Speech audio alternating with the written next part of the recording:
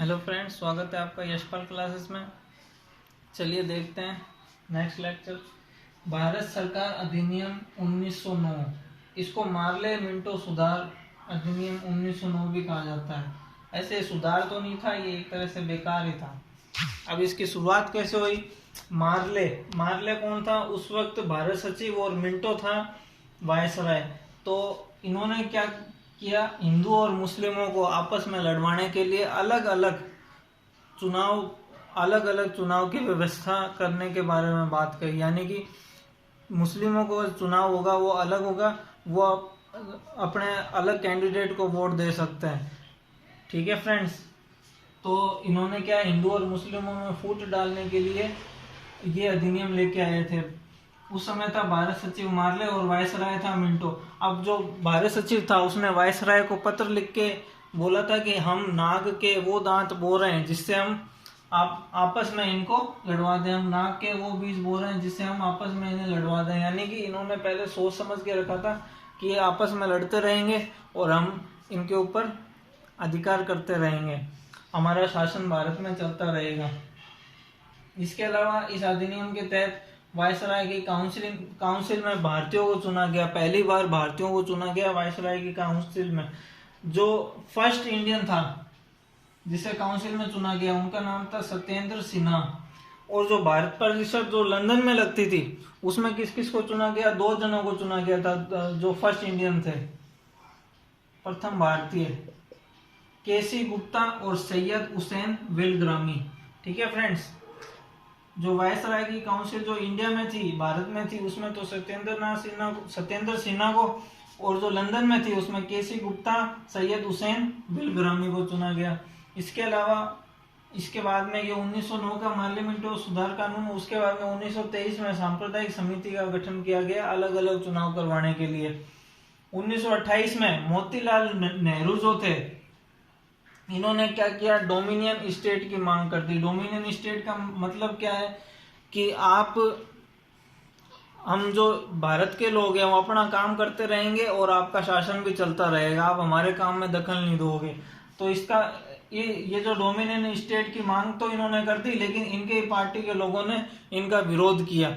और बाद में दिसंबर 1929 को रात 12 बजे लाहौर में रावी नदी के तट पर तिरंगा फहराया गया और पूर्ण स्वराज की मांग की गई कि अब हमें डोमिनियन स्टेट नहीं चाहिए, अब हम पूर्ण आजादी लेके रहेंगे, खुद का देश होगा, स्वतंत्र देश, और खुद का संविधान होगा। ठीक है, चलिए देखते हैं फ्रेंड्स भारत सरकार अधिनियम 1935 के बारे में। अब भारत में जो वर्तमान सरकार है वो बनने की दिशा इस अधिनियम के द्वारा शुरू हो चुकी थी। अब इस अधिनियम में क्या प्रावधान किया गया था वो देखते हैं।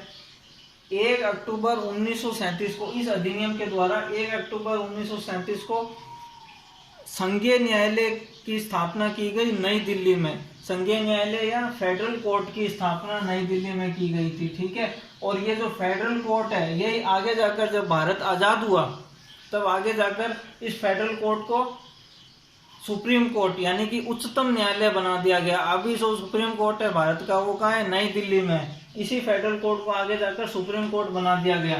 इसमें 7 सदस्य होते थे, 7 न्यायाधीश होते थे। एक जो फर्स्ट मुख्य न्यायाधीश, जब ये फेडरल कोर्ट बना था तब जो प्रथम मुख्य न्यायाधीश कौन था? मॉरिस ग्वेयर। ठीक है फ्रेंड्स, और लास्ट मुख्य न्यायाधीश कौन थे इसके, जब फेडरल कोर्ट को खत्म कर दिया गया और इसकी जगह सुप्रीम कोर्ट की स्थापना कर दी गई थी, तो जो लास्ट मुख्य न्यायाधीश थे वो थे हीरालाल जे कानिया। जब देश आजाद हुआ उसके बाद में 25 जनवरी 1950 को इनको सुप्रीम कोर्ट का मुख्य न्यायाधीश बनाया गया था। ठीक है फ्रेंड्स, हीरालाल जे कानिया स्वतंत्र भारत के प्रथम मुख्य न्यायाधीश सुप्रीम कोर्ट के कौन थे? हीरालाल जे कानिया। अब इसी अधिनियम के तहत भारत सरकार अधिनियम 1935 के तहत 11 राज्यों में चुनाव करवाए गए। कितने राज्यों में? 11 राज्यों में चुनाव करवाए गए, 11 प्रांतों में चुनाव कराए गए। ये प्रांतें कौन कौन सी थी? जहां पर अंग्रेजों का अधिकार था। ठीक है, देसी रियासतें जहां पर राजा महाराजाओं का अधिकार था वहां पर तो राजा महाराजाओं का शासन चल रहा था अंग्रेजों की सहायता से, और जहां पर अंग्रेजों का अधिकार था, जहां पे राजाओं का अधिकार नहीं था, वहां पर चुनाव कराए गए। जिसमें से अब चुनाव में कौन कौन भाग ले सकता था। पहली बात तो 25 साल का होना चाहिए, दूसरी बात ग्रेजुएट होना चाहिए, वो भी अंग्रेजों के हिसाब से उसकी शिक्षा होनी चाहिए। तो केवल 10% जनसंख्या को, भारत की केवल 10% जनसंख्या को चुनाव में भाग लेने का अधिकार था, यानी कि ये वोट दे सकते थे। ठीक है फ्रेंड्स, अब जो 11 प्रांतों में चुनाव हुए, इसमें 5 प्रांतों में तो कांग्रेस को पूर्ण बहुमत मिला, और जो मुस्लिम लीग है, मुस्लिम लीग ये हार गई, इसको बहुमत नहीं मिला। और 3 प्रांत कौन कौन से, बॉम्बे, पश्चिमोत्तर सीमा प्रांत और असम, असम में मिली जुली सरकार बनी, यानी गठबंधन की सरकार बनी। पंजाब में यूनियनिस्ट पार्टी की और बंगाल में कृषक प्रजा पार्टी की सरकार बनी।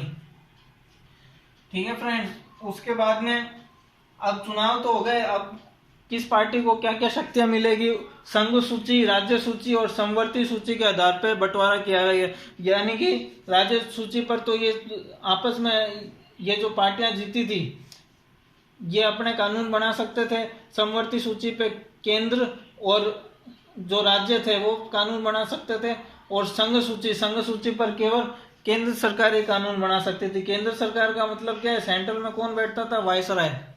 आ रही ना बात समझ में।